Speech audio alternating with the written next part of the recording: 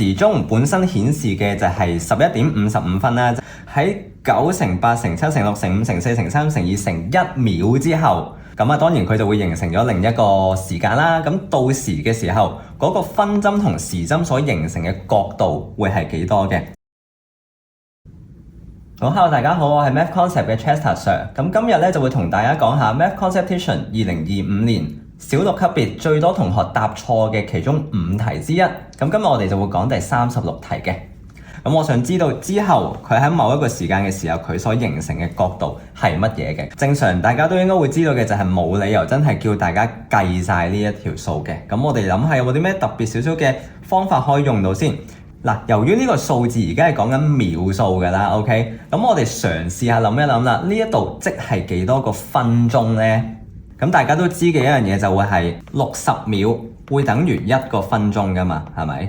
咁即係話其實如果我哋可以喺呢一抽數字入邊睇到一啲60嘅倍數嘅話呢，我哋成件事就會簡單好多啦。咁而喺呢一度我哋見到嘅就會係6、5、2呢3個數其實好有關係嘅，因為我哋會知道6乘以5乘以2所得出嚟嘅正正就會係60嘅。咁即係話，我哋如果撇除咗呢3個數字，剩低嘅數字乘埋一齊呢，就會係咁多個分鐘㗎啦。咁就即刻令到成條題目呢係簡單咗好多嘅。咁當然我哋而家就即刻睇下究竟即係話係有幾多分鐘啦。咁我哋而家做嘅就會係將剩低嘅9乘8乘7啦，乘4乘以3咁樣啦。咁我哋就會得出呢6048咁多個分鐘。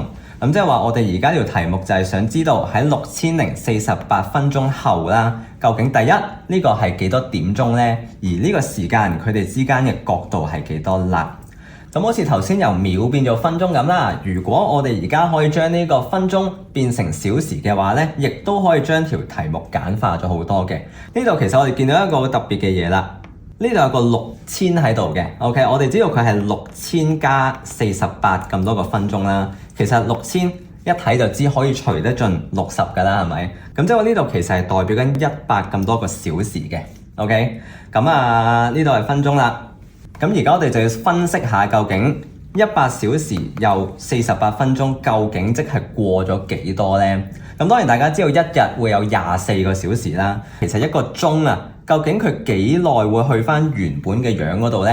唔係24小時，係12小時。咁所以只要我哋將呢個100小時除以12啦，我哋得出8餘4，亦都即係話呢，佢就會可以行到8個完整嘅12個鐘，然之後再另外行多4個鐘嘅，即係話呢100個鐘其實喺個時鐘鐘面上面啦，佢所做嘅嘢就係其實只係過咗4個鐘嘅啫。咁其實即係話我哋要考慮嘅就係講緊4小時同埋48分鐘之後嘅嗰個時間啦。咁由於我哋原本嘅時間就係11:55啦，咁喺4時48分鐘之後，其實佢個時間就會去到4:43。OK， 咁即係話而家呢一個就會係現在我哋鐘面嘅時間啦。咁我哋而家就考慮呢一個時間入邊時針同埋分針佢哋之間嘅角度係幾多啦。好啦，咁所以4:43呢，其實喺鐘面嘅樣呢，大概就會係咁樣樣啦。咁而下一步，我哋其實需要知道嘅就係究竟每一分鐘分針同埋時針分別係行咗幾多度呢？一個鐘面其實係有60個小格啦，咁而一個圓形係有360度嘅，咁即係話每一個小格其實佢係代表緊6度嘅。咁所以即係話我哋會每一分鐘分針係行咗6度，時針所行嘅速度呢，就會係分針嘅1/12倍咁多，咁所以即係話呢，每一分鐘時針係會行0.5度咁多嘅。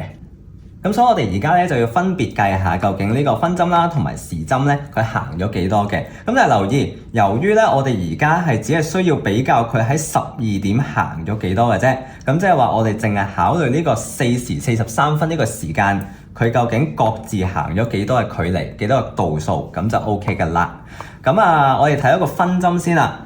咁由於咧每一個小時啦，分針都係行一個圈嘅啫，咁所以係唔影響佢嘅。我哋淨係考慮而家43分嘅呢一個時間，咁即係話分針就會行咗43乘以6度咁多嘅。